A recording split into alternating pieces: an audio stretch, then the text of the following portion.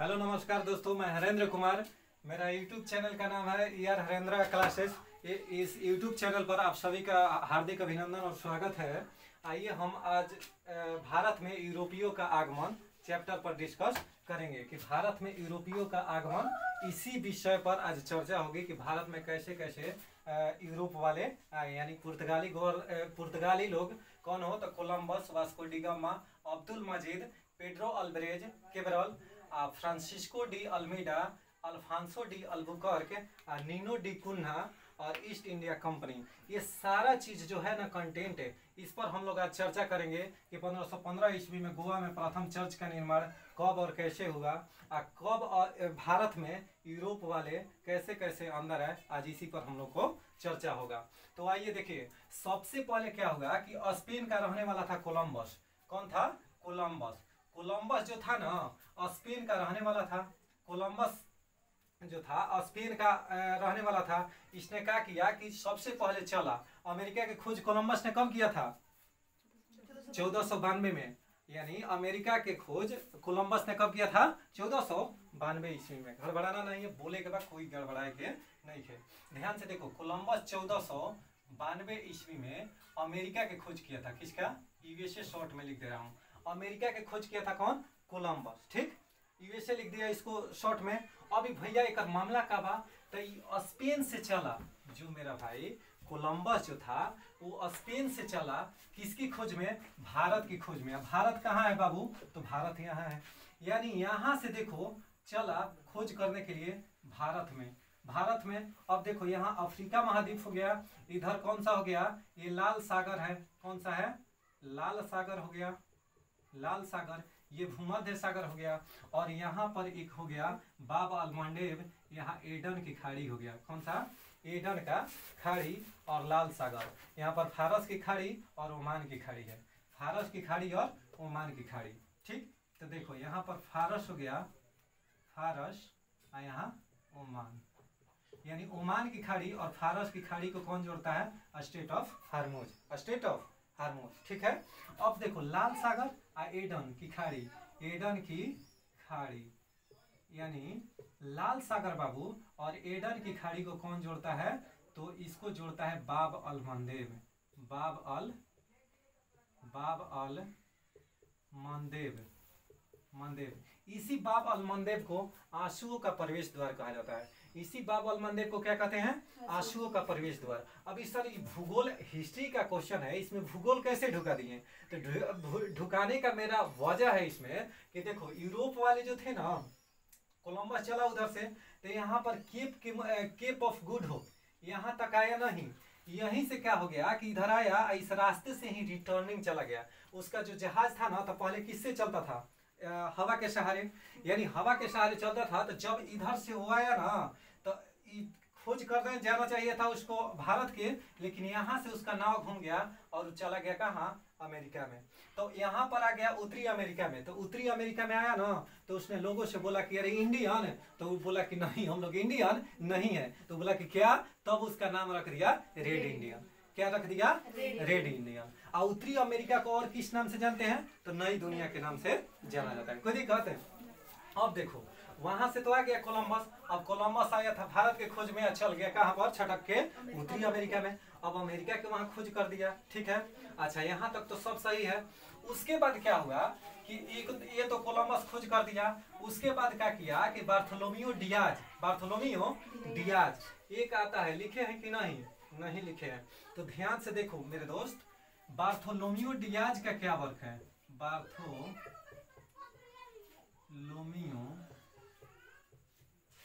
Diaz, Bartolomeu Diaz जो था ना, बार्थोलोमियो डियाज 1487 में, कब? 1487 ईस्वी में उसने केप ऑफ गुड होप को खोज कर दिया। यानी यहाँ से निकला और 1487 ईस्वी में Cape of Good Hope, Cape of Good Hope. ये सर यहाँ तक तो समझ गए कि केप ऑफ गुड होप इसको कहा गया। अब केप ऑफ, आखिर इसका नाम केप क्यों रखा जाता है? यानी इसका नाम Cape Comorin, Cape of Good Hope, Cape of Horn. यानी देखो बाबू, जहां पर मेरा यू शेप बनेगा उसको यानी ऐसा जहां भी शेप बनेगा तो इसको केप कहते हैं। इसको क्या कहते हैं? केप। तो अगर उत्तरी अमेरिका के भी फिगर देखोगे ना तो उत्तरी अमेरिका के तो इधर जगह नहीं है। अगर उत्तरी अमेरिका के भी नीचे वाला पार्ट देखोगे तो उत्तरी या दक्षिणी अमेरिका के अगर नीचे वाले पार्ट देखोगे तो क्या है? ऐसा है। तो केप ऑफ हॉर्न उसको कहते हैं, केप ऑफ हॉर्न। इसको जो है यानी अफ्रीका के नीचे वाले पार्ट को केप ऑफ गुड होप कहा गया। क्या? केप ऑफ गुड होप कहा जाता है, यानी उत्तम आशा अंतरिप। उत्तम आशा अंतरिप। अब उत्तम आशा के क्या हुआ भाई? मामला क्या हुआ कि उत्तम आशा अंतरिप को नाम चेंज करके बाबू 1947 ईस्वी में आशा अंतरिप रखा गया। क्या रख दिया गया? आशा अंतरिप रख दिया गया। यहाँ तक तो ठीक है। अब देखो उत्तम आशा यानी उत्तम आशा अंतरिप का नाम चेंज करके आशा अंतरिप 1947 में कर दिया गया। यहाँ तक तो सब सही था। बार्थोलोमियो डियाज यहाँ से चला और वो कहाँ का रहने वाला था? पुर्तगाल के। और उसने आके केप ऑफ गुड होप से ही रिटर्न चला गया। कहा कि यार इधर तो पानी पानी दिखाई दे रहा है, हम कहाँ जाए वैसे ही अनेरिए। समझ में आ गया ना? यानी केप ऑफ गुड होप पर आके और देखलस कि यार बाप है तो समुद्र ही समुद्र है, देश दिखाई नहीं दे रहा है। तो अब क्या किया कि वो यही से अपना समेटलस जहाज और पीछे रिटर्निंग कम बैक टू पुर्तगाल। फिर जाके पुर्तगाल में हावी। अब एक से पहले कहानी का है कि आखिर सर जी बताइए कि कोलंबस स्पेन का रहने वाला था, पुर्तगाल का रहने वाला था Vasco da gamma, Bartolomeu Diaz. तो मामला क्या है सर, आखिर क्यों ही खोज में निकला?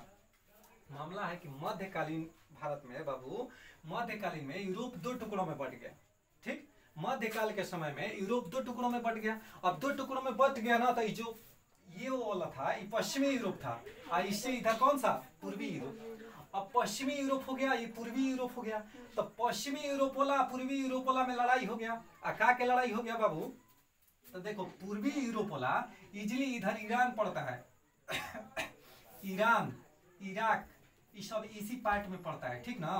तो इजिली जो पूर्वी यूरोप वाला था वो आसानी से ईरान, इराक, इस अफगानिस्तान इलाका में आकर भारत से कुछ लूट लपोट के भी क्या करते थे? चला जाता था। यानी कि जीविकोपार्जन चल जाता था।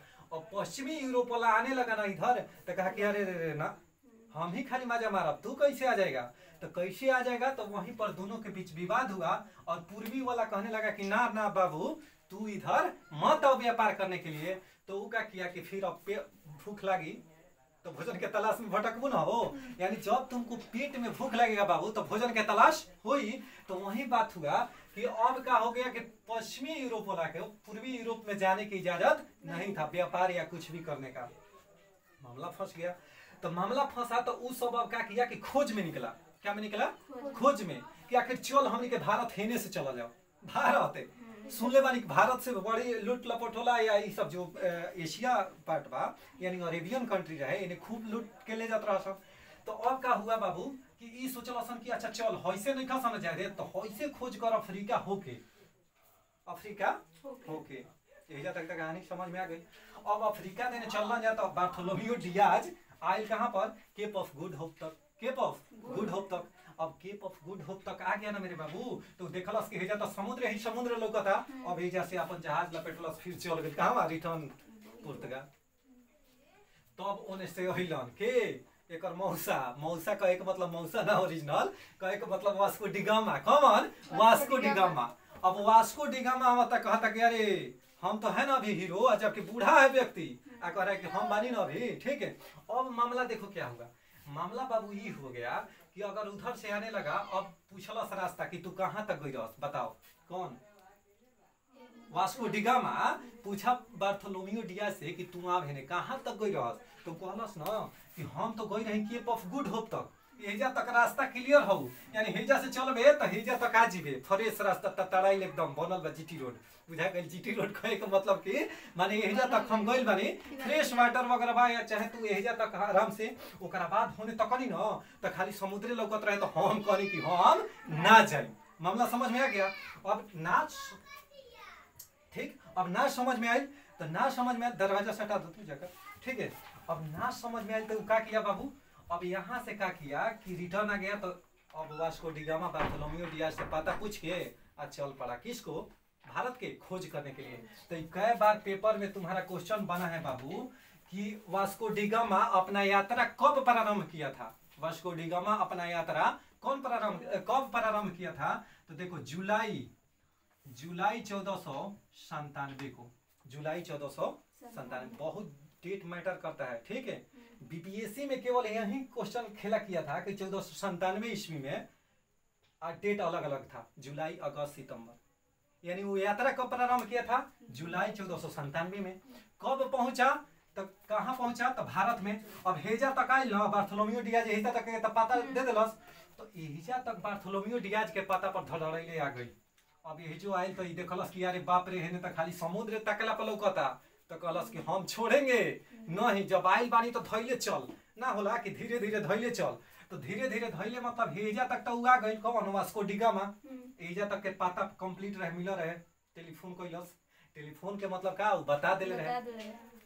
अब एहिजा के बाद का कैलस कि देखलस कि हेने जल जल लौकता, तो ओकर बतिया याद आ गई रहे कि अरे वो कहले रहे कि खाली समुद्र लौकता, उन्हें देश नहीं दिखाई दे रहा है। तो मामला का हुआ, अच्छा तो कहलस कि अच्छा ठीक बा, तो हम छोड़बे ना करम देशवे, तो छोड़बे ना करम तो क्या करम सर जी? तो देखो यहाँ से ऐसे ऐसे धैले धैले धैले जाता अफ्रीका के किनारे किनारे, अफ्रीका के छोड़त नहीं खे, अफ्रीका के किनारे किनारे आके यहाँ तक आके अफ्रीका के बीचों बीच तब कहलस कि अब मारे दे छलांग, ऐसे तिरछा का मारे दे, छलांग मारने दो ऐसे तिरछा। अब छलांग मारने दो तिरछा में बाबू का हुआ कि यहीं से वो क्या किया कि यहीं से धीरे धीरे, ध्यान से देखो, यहाँ से धीरे धीरे चल दिया, यहाँ से धीरे धीरे।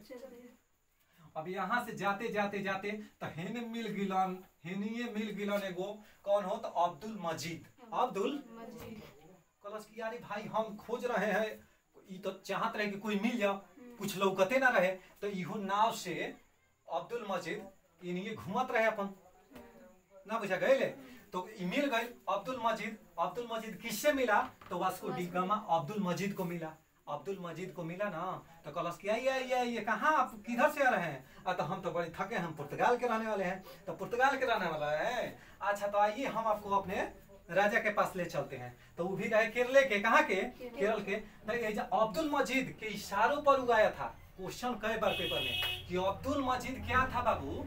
बहुत खतरनाक क्वेश्चन, ध्यान से देखना। यूट्यूब वाला भाई तुम लोग बहुत चालाक बनते हो कि सब हम वास्को डी गामा सब खत्म कर लिए हैं, लेकिन मामला देख लो फंस जाएगा यहाँ पर बाबू। इसलिए वीडियो शुरू से लेकर अंत तक देखना, ठीक है।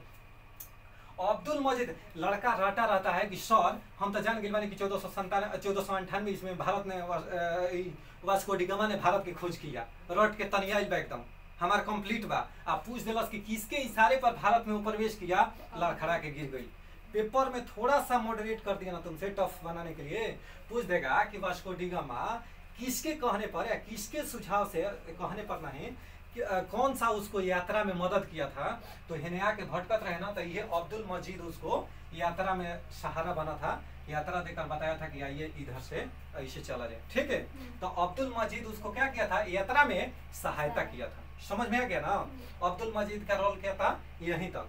अब हेजा गई तो कई बार लड़का पूछता है ना, कालीकट वास्को डी गामा कहाँ पहुंचा? तो केरल के कालीकट मार के एकदम तनियाइल बा, छतियाइल बा। अब पूछ दी कि केरल के कालीकट बंदरगाह पर कौन जगह ऐठा के गिर जाये, तुरंत चटपटा के गिर जाये। कहा है सर जी कि उसको पते नहीं है, लड़का रटा है खाली कि क्या चीज है।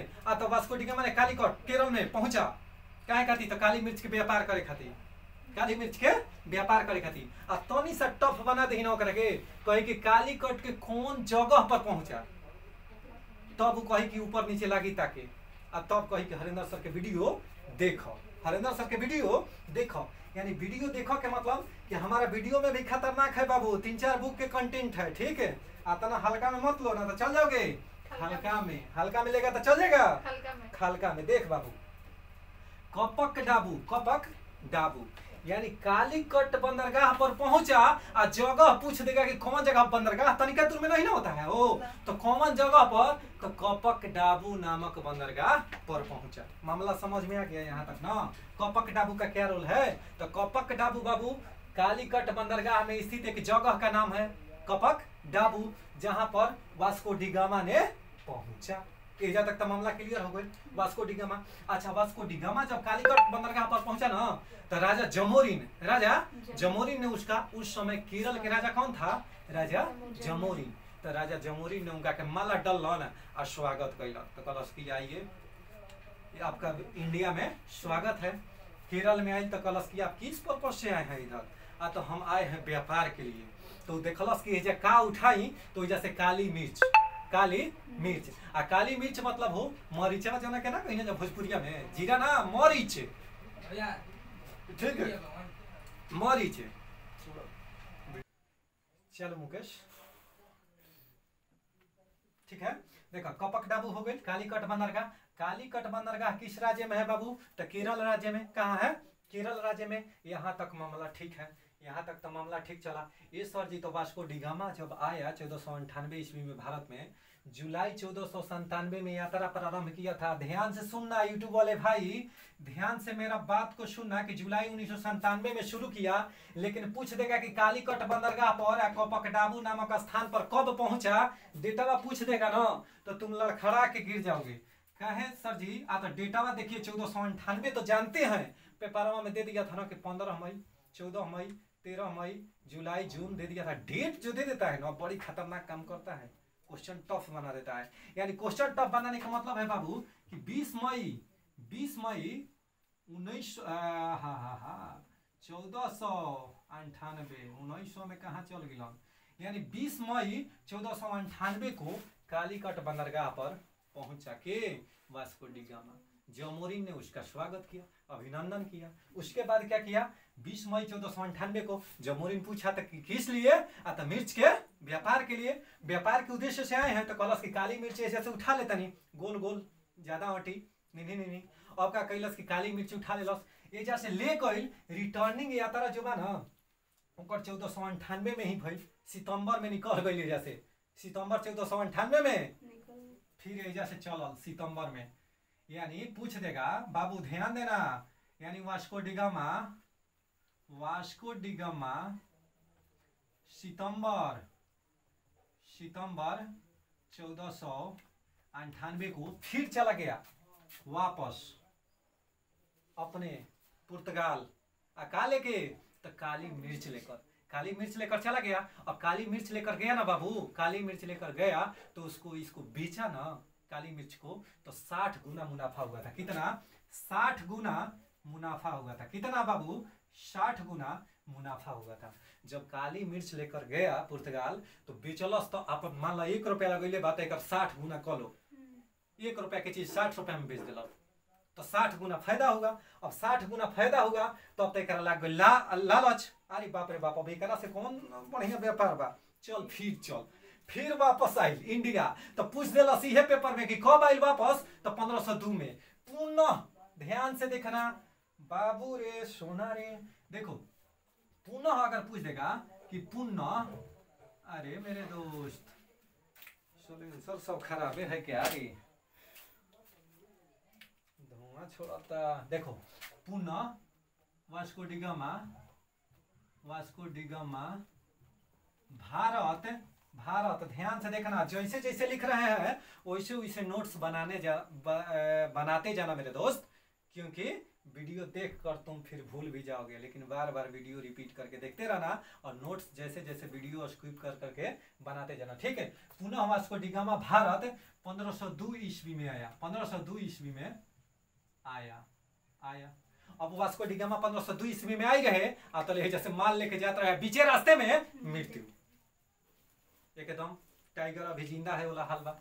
यानी बुढ़ा गया था फिर भी व्यापार करे से लाग गई आदत, ओकरा लाग गई आदत सर जी। तब 1502 ईस्वी में उसने क्या किया कि पुनः वापस लौटा, 1502 ईस्वी में आई भारत में और फिर ये जैसे लेके काली मिर्च लौटल तले 1502 ईस्वी में ही ओकर बीच रास्ते में मृत्यु हो गई। के कर वास्को डिगामा की कोई दिक्कत है? वीडियो बंद करो तुम। देखो 1502 ईस्वी में आया, कौन हो? पुनः वास्को डिगामा भारत में कब आई? 1502 ईस्वी में। अब इसके बाद क्या हुआ बाबू? इसके बीच यहाँ तक तो हो गया, वास्को डिगामा के कहानी हो गया, 1502 ईस्वी में मृत्यु हो गई, वास्को डिगामा के बारे में कंप्लीट जानकारी मिल गई। अब देखो अब एम अब्दुल मजीद के इशारे पर, यानी इसके यात्रा में सपोर्ट किसने, सहायता किसने किया था? तो अब्दुल मजीद, यहाँ तक के लिए हो गया। अब पेड्रो अल्ब्रेज किब्रल ही किया था। मामला ये फंसता है कि पेड्रो अल्ब्रेज किब्रल कौन था? तो 1502 ईस्वी में, सॉरी 1500 ईस्वी में 1500 ईस्वी में भारत आने वाला दूसरा पुर्तगाली पूछेगा कि कौन है, तो पेड्रो अल्वारेज कैब्रल, यानी दूसरा पुर्तगाली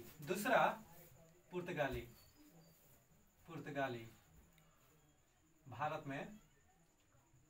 में आया। बात समझ में आ रहा है कि ना दोस्त? यानी दूसरा पुर्तगाली कह देगा कि भारत में आने वाला दूसरा पुर्तगाली कौन था, तब पेड्रो अल्वारेज कैब्रल 1500 ईस्वी में। 1498 में प्रथम पुर्तगाली कौन, वास्को डी गामा। 1500 ईस्वी में कौन, तो पेड्रो अल्वारेज कैब्रल। कोई दिक्कत है यूट्यूब वाले भैया? कोई दिक्कत? यानी पेड्रो अल्वारेज कैब्रल भारत में आने वाला दूसरा व्यक्ति था, पुर्तगाली था। ये तो 1500 ईस्वी में आ गया। काहे कि गइल तो इहो कहलस कि कहां से अइल ह, तो हम तो इन्हें भारत से। कहां से माल लैल ह, तो भारत से हम लेनी ह। अच्छा चल तब हमहू चली। तो इहो आइल तो दूसरा पुर्तगाली भारत में आने वाला सब रास्ता बता दिलस कि कैसे खेला करे के बजाय के बा। इहो आइल तो दूसरा पुर्तगाली वही पेपर में कई बार पूछता है, पहला ना छोड़ा के। पहला तो सब लड़का घरे घर जाता सन, वास्को डी गामा चौथे से लौटता सन, 5वां से वास्को डी गामा को अभी जानिए सन। लेकिन पेड्रो अल्वारेज जो है ना बाबू, यही पेपर में पूछ देता है, तनी सा टफ बना देगा कि दूसरा पुर्तगाली कौन था जिसने भारत में आया था, तो कौन था, पेड्रो अल्वारेज कैब्रल। कब आया था, 1500 ईस्वी में। मामला सटल। अब देखो फ्रांसिस्को डी अल्मीडा, इसमें 1505 से 1509 ईस्वी में। ब्लू वाटर पॉलिसी पेपर के खोपड़ी में छेद कर देगा। इतना बार पेपर में पूछा है कौन बाबू कि ब्लू वाटर पॉलिसी, अरे हमार सोना जगह है नहीं खे, ब्लू वाटर पॉलिसी कौन, ब्लू वाटर पॉलिसी। यानी ब्लू वाटर पॉलिसी किसने प्रारंभ किया था? यूट्यूब वाले भाई इसको लिख लेना, वरना तुमको दिखाई नहीं देगा। ब्लू वाटर पॉलिसी जगह के अभाव के चलते एक में ढुकैले जा रहे हैं, ठीक है। देखो Francisco de Almeida blue water policy अपनाया था। और ब्लू वाटर पॉलिसी का उद्देश्य क्या था सर जी? मामला तो ही फंसता है, जनरल कंपटीशन वाला रट के रखता है। बीपीएससी क्वेश्चन उठाएगा, दरोगा क्वेश्चन उठाएगा। क्या उठाएगा सर जी? ये फ्रांसिस्को डी अल्मीडा जो था ब्लू वाटर पॉलिसी का, उसका क्या उद्देश्य था? एक लाइन में पूछेगा कि ब्लू वाटर पॉलिसी का क्या उद्देश्य था? तो उद्देश्य था कि जो हिंद प्रशांत महासागर क्षेत्र है ना, यानी बाबू भारत पर सब अटैक, भारत में सब ये किया था, शासन करने के लिए आया था ना, तो यहाँ पर शासन कर रहा था। तब जो ब्लू वाटर पॉलिसी था, जो हिंद महासागर और प्रशांत क्षेत्र है, उस पर इसको काबू, नियंत्रण स्थापित करना था। यानी काबू स्थापित करना था। वो किस लिए सर? शांति व्यवस्था स्थापित करना था, व्यापार के लिए, शांतिपूर्ण व्यापार के लिए ब्लू वाटर पॉलिसी लाया, ताकि अगर समुद्री मार्ग से हम व्यापार कर रहे हैं तो इस एरिया में कोई गड़बड़ी न हो। मामला समझ में आ गया ना कि फ्रांसिस्को डी अल्मीडा के ब्लू वाटर पॉलिसी का उद्देश्य क्या था? तो ब्लू वाटर पॉलिसी का उद्देश्य था कि हिंद प्रशांत क्षेत्र में शांतिपूर्ण व्यापार के लिए शांति स्थापित करना। बात समझ में आ गया कि नहीं? ठीक। अब देखो इसका मेन काम था, यही ब्लू वाटर पॉलिसी इसका मेन काम था। और क्या काम था सर जी? तो मामला था कि चला देख, कई बार पूछता है, दोनों में फंसाता है, फ्रांसिस्को डी अल्मीडा और अल्फांसो डी अल्बुकर्क, दोनों में फंस जाता है लड़का। कहाँ फंसता है तो आज हम बताते हैं। देखो जो फ्रांसिस्को डी अल्मीडा था ना मेरे दोस्त, फ्रांसिस्को डी अल्मीडा ये पुर्तगाल में चुनकर भारत का गवर्नर भेजा गया था। ये वही जैसे सेलेक्ट कर दिया गई पुर्तगाले में, के फ्रांसिस्को डी अल्मीडा के पुर्तगाले में सेलेक्ट कर दिया गया कि बाबू तू जाके भारत में गवर्नर बन। ठीक। 1505 ईस्वी में इसने गवर्नर बना, फ्रांसिस्को डी अल्मीडा बन गए, गवर्नर बन गए। अच्छा एकरा के का हो, तो एकरा के ऑलरेडी पुर्तगाल में भारत के गवर्नर बना के भेजल गए, लेकिन अल्फांसो डी अल्बुकर्क भारत में पुर्तगाली गवर्नर जनरल बना, चुना गया। यानी भारत में पूछी कि किस गवर्नर जनरल को चुना गया था, पुर्तगाली गवर्नर जनरल को बनाया गया था, तो कौन सा? Alfonso de Albuquerque. Alfonso de Albuquerque एकरा के भारत में पुर्तगाली गवर्नर जनरल चुनल गई। और जबकि वही जैसे ओकरा के चुन के कमरा के फ्रांसिस्को डी अल्मीडा के खुद पुर्तगाल में ही सिलेक्ट करके भेजल गई कि बाबू जो तू भारत में पुर्तगाली गवर्नर जनरल बन। मामला समझ में आ गई? ब्लू वाटर पॉलिसी समझ में आ गई? अच्छा तो ये बात है। तो अल्फांसो डी अल्बुकर्क भारत में चुनल गई, बहुत शक्तिशाली रहे। कौन? अल्फांसो डी अल्बुकर्क जो था ना बच्ची, ये बहुत शक्तिशाली था। बहुत शक्तिशाली के मतलब भैया, इसका मतलब था अल्फांसो डी अल्बुकर्क का मतलब कि पुर्तगाली शक्ति का भारत में पुर्तगाली शक्ति का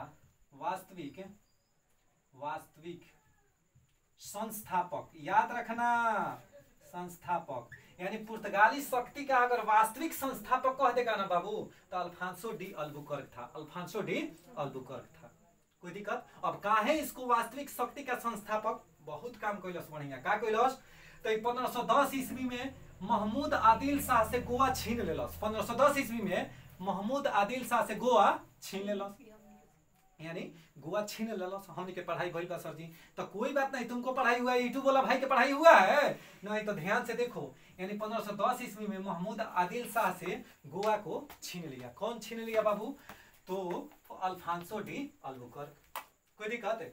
अल्फांसो डी अल्बुकर्क ही तो काम किया। अच्छा, और क्या किया? तो 1511 ईस्वी में पुर्तगालियों ने मलक्का पर अधिकार कर लिया। कहाँ बाबू? तो देखो यहाँ मलक्का लिखे हैं, मलक्का पर अधिकार कर लिया। अब मलक्का जल संधि कहाँ है सर जी? आहा, ये देखो कहाँ है, इंडोनेशिया मलेशिया। इधर बाबू आओगे ना तो इंडोनेशिया मलेशिया इस साइड में पड़ेगा, भारत के इस साइड में इंडोनेशिया और मलेशिया पड़ेगा। और इंडोनेशिया और मलेशिया के बीच में ही मलक्का स्टेट है।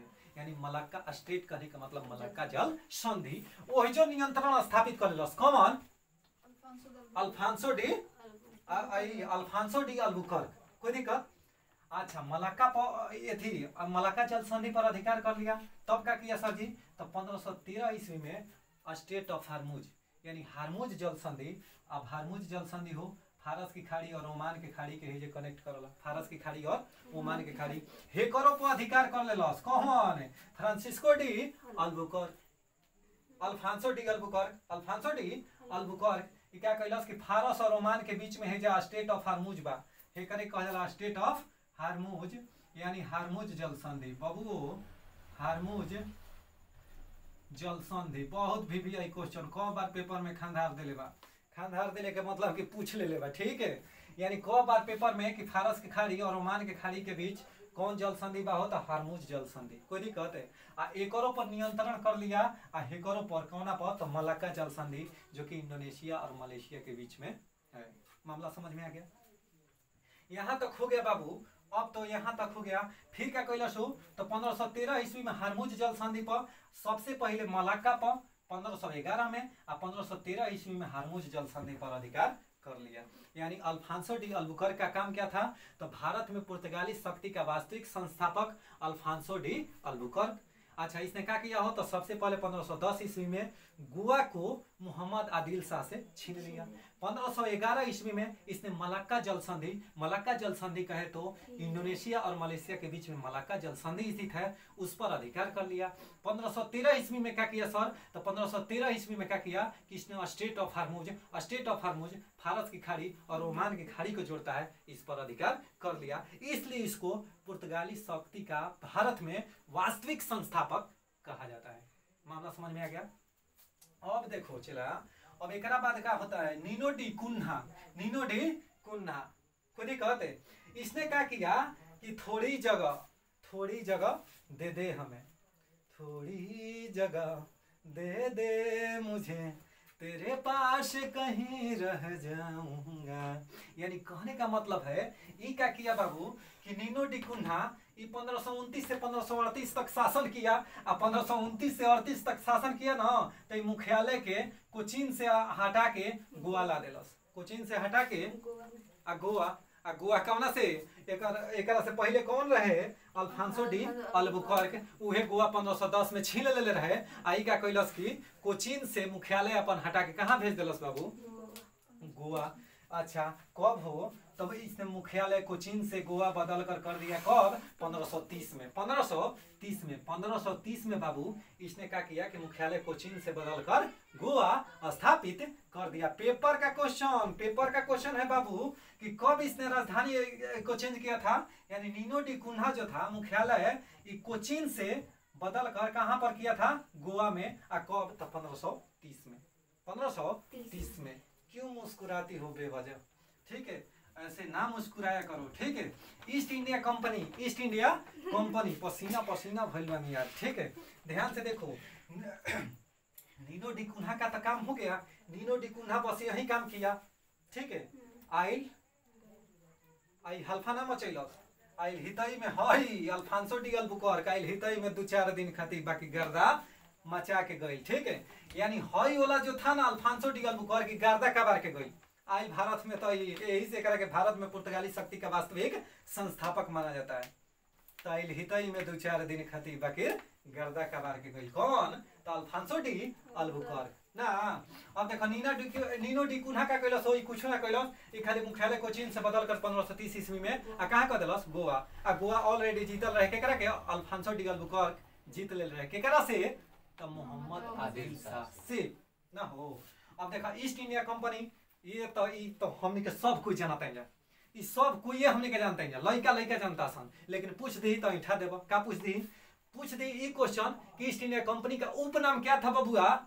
तो लगभग बार का कुलावे, अरे बाप रे बाप, कुछ हम पढ़ले रही ना, हम तो जानता ईस्ट इंडिया कंपनी का उपनाम क्या रहे ना, हमारा कहते सर जी पढ़े नहीं खा। ईस्ट इंडिया कंपनी का उपनाम था जॉन कंपनी। क्या था? John company. यूट्यूब वाला भाई ध्यान से सुनना, यानी ईस्ट इंडिया कंपनी का उपनाम क्या था? John company. East India company की स्थापना 31 दिसंबर 1600 ईस्वी को हुआ था। ईस्ट इंडिया कंपनी का स्थापना कब हुआ था? 31 दिसंबर 1600 ईस्वी को हुआ था। मामला समझ गए आ गया ना?